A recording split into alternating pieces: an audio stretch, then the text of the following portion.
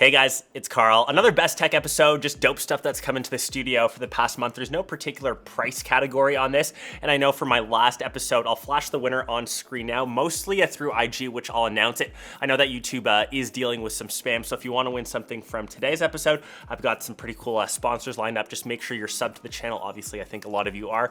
Leave that one comment, but mostly follow me on IG. That's where I'll correspond with the winner. I'll never ask anything here on YouTube until YouTube figures out their spam problem. But here's the first item. I know that you're kind of eyeing it. This is maybe one of the dopest speakers that I've seen. This is the transparent speaker, as you see with the name right here. And kind of like the name implies, just a transparent speaker. You can actually see me through the glass here. This is probably a sweet centerpiece for my future house.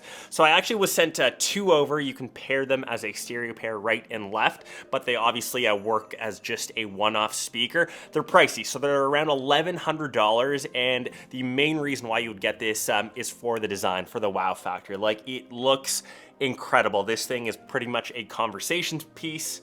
The build quality on this is just next level. It doesn't have a single touchscreen. It's all analog, nice and knurled buttons. It kind of reminds me of the 90s, a bit retro, but still modern. Maybe a bit like the Nothing phones that have come out where you kind of see all of the insides, all of the internals. It's kind of got that timeless design. It's built out in Sweden design there as well, and it kind of shows. The actual unit itself is quite heavy. You can technically wall mount this, but definitely have this lined up to a couple studs because it definitely has some weight to it. And like I said, the design, the sound quality obviously is next level. And when I unboxed this, it was an experience in its own. It actually came with these nice white gloves. You probably need them so you don't put any fingerprints on the nice glass. So I can't wait to pair them. So I've got one here in the studio, one chilling at home, and when we move to the new house, hopefully in a couple months, I'm planning to have this in my living room setup. So like I said, the design, pricey, $1,100, but if you are someone that likes sound, likes good design, check these guys out. They make some awesome stuff, and definitely centerpiece worthy. So speaking of home setups, a couple laser TVs, which I always love to test out. This is the cosmoslaser 4K TV. You can theoretically take this outside. It's got this nice little ergonomic handle, but compared to other laser TVs in this form factor, this is actually 4K. It's got 1840 lumens of brightness and gets up to 150 inches. I would still probably recommend watching all of the content on this, like most laser TVs, unless you have a dedicated short throw one at night. That's where this really shines. It's got HDR10, and the big difference between this, the actual sound output is pretty decent. So you have Dolby Atmos, and you can actually see the speaker grills on the side. Other 4K laser TVs that I've tested, they tend to sound pretty garbage. You need to connect it to an external Bluetooth speaker or even a soundbar. You can get by with a true cinema experience. Like, I'm talking like legit listening to some good music or a good movie. You can get by just using this little unit here, which is dope. It's got some nice controls on the top, so you can access the unit without a remote, but of course it comes with the one. It does have Android TV 10, so you have access to, I think, over 400,000 apps. You've got all your streaming sites like Netflix, YouTube. You can watch me with 150 inches in 4K with a laser TV. So this is the first one that I checked out, and the second one, this one's pretty cool. This is their Capsule 3, and this is a fun little collab that they did with Transformers. So the unboxing experience for this is a bit more unique. Obviously, you've got the little Autobot symbol on the front, good old Optimus Prime. You can see there the little collab Nebula times Transformers, and of course inside, this is where it gets kind of special. As this specific version is limited edition, there's only 4,000 units across the world. So if you want to get one, make sure you act quick. Check the link down below, and you can save $120 off from April 1st to the 30th. But the actual capsule itself has the really wicked branding. So you can see here it's got that dual split, so it's that purple/pink, really reminds me of Transformers. Inside, you've got the remote, which comes with batteries, which is always nice, and of course, the quick start guide. But what's nice about this is a fully portable unit, so you can use this on its own without being connected to power. You've got around 2.5 hours of playback, so just enough for a full-length movie. It is, of course, a smaller form factor, so it is still 1080p. This has 300 lumens of brightness, so I'd probably recommend watching most of your content at night, but because of its portability, it's great because you can bring it into the backyard at night. You can watch a movie when you're roasting s'mores by the fire, even when you're out camping, as long as you have connection to watch something. It's actually a newer device than this, so this has Android 11 TV, so you can technically watch over 700,000 movies or shows, over 7,000 different apps. It's got keystone correction and autofocus, so just point this at a pretty much flat surface, no matter what angle, and it'll just auto correct. My typical recommendation, just stick this onto a little mini tripod and orient it to face against a wall. It's pretty simple. You can just pretty much have this as a simple little plug and play. And I think if you're a huge Transformers fan, they actually have a new movie coming out with pretty iconic Porsche. I remember seeing the trailer, so I should definitely check that out. I'll maybe try to watch it on this device. But if you're in the market for two new 4K, of course, and 1080p laser TVs, these are two solid options. Just remember to check the links. Remember, Transformers version, limited edition, just 4,000 units. You can get $120 off, and you can get $600 off the Cosmos using the code cosmoslaser. Nice and simple. So still on some home tech, obviously video games being a huge one. I haven't talked about some games in a while. So some of the big ones that I've been playing, the first is Metroid Prime Remastered. And I was never a Metroid Prime fan. I never really got into the series, was never really a Samus fan. But I will say this is the best remastered game I've ever seen on any Switch or any Nintendo console. And being a huge Zelda fan, I am still patiently waiting for like a proper 60 frames Zelda Ocarina of Time or Majora's Mask remastered for the Switch. Still agonizingly waiting, but essentially that's the experience that you're getting for Metroid Prime. Even compared to some of the newer games like Pokemon Violet, which is weird, which still gets a little bit choppy, this is one of the best and smoothest experiences that you'll get. Obviously the graphics aren't up to date with what we currently have, but for a remastered game, if you are a Metroid fan, this is like a must get, like absolutely. The next game, not necessarily tied to the Xbox, but that's what I'm playing. Hogwarts Legacy. Like, I'm the biggest Harry Potter fan. Like, I just crush the audiobooks all the time. This was the most anticipated game for me. I sadly haven't played as much as I've wanted, but in my initial playthrough, I think I'm 4 or 5 hours in, I'm sorted into Ravenclaw. I've made my own custom wand.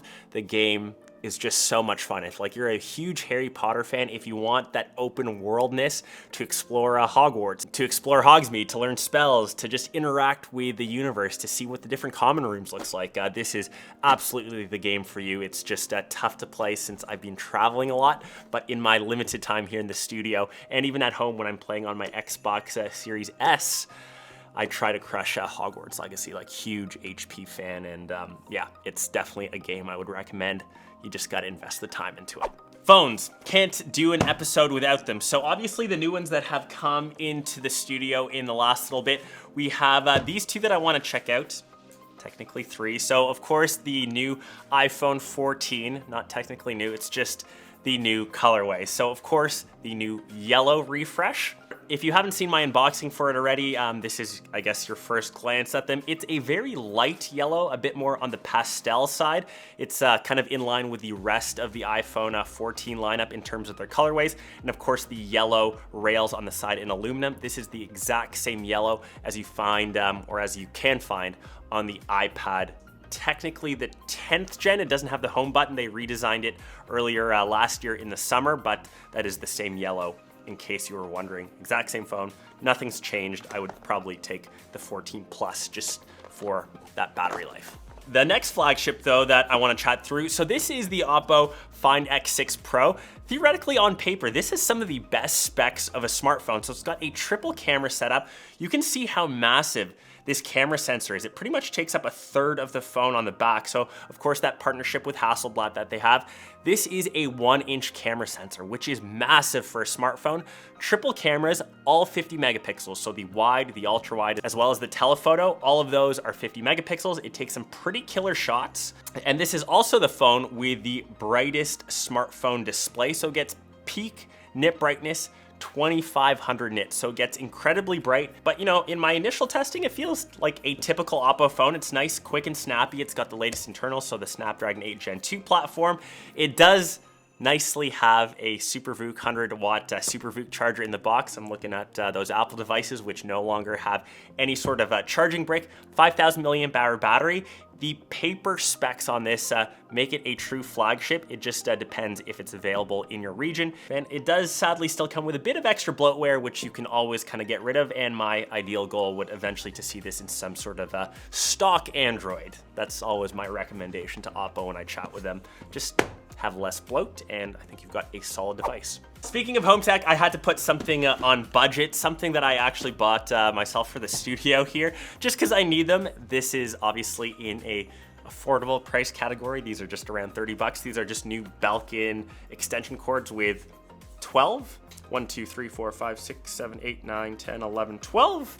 And 2 USB-A and 1 USB-C port. It's just kind of time that my studio needed an upgrade. I'll just be using these until I move to the house, but kind of essential pieces of home tech that you need. Not really too glamorous, but of course I will leave a link just along with everything else that we've talked about today down below. And just solid extension cord power outlets if you need them. And last but not least, home tech. I always have to include some Lego in. So actually next to my transparent speaker at home, I have this Man United kit. I want to talk about this experience that I had. Obviously you can see that I'm rocking a jersey here. So I went to a Snapdragon Insiders Manchester United game, as Snapdragon is a sponsor of Manchester United. I actually went with this phone, the Galaxy S23 Ultra. Of course, it's got the Snapdragon 8 Gen 2 chip inside. Such an incredible experience. I had like the most fun, obviously being a Man United supporter since I've been a kid. Like I grew up in the 90s watching Giggs, Scholes, Beckham. I got my kit signed by the entire first team. I'm now trying to find a frame to have that plaque somewhere since it just means so much to me. And on Sunday, we got to see the actual match against Southampton. They didn't tell us that 2 of us would be kicking PKs at halftime, just drawn from a hat. My name was picked first, and I won't lie to you, like I was so effing nervous. I didn't want to smash the ball, over the net. I didn't want to miss. A mascot was a net. Like I couldn't live with myself if the Man United mascot like saved my PK. So I just calmly side-footed it in. Didn't want to slip since I was just wearing my sneakers.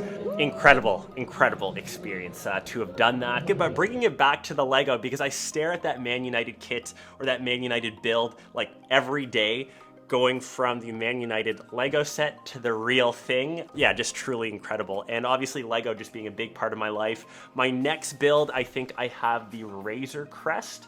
That's a UCS collector. This is my AT Walker, which lives here in the studio. Obviously you see the Starship Destroyer behind me. Lego is a big part of my life. Man United's a big part of my life. Football, yeah. Is that home tech? I don't know. I just wanted to share that experience. So hopefully you guys enjoyed it. I will try to move this back without breaking it while we're on video here. And hopefully you guys enjoyed today's episode. I know it was slightly different. And just remember to sub to the channel. I will be giving something away. It won't be this thing, but it'll be one of the items that we checked out. Catch the rest of you in one of my next ones. Peace.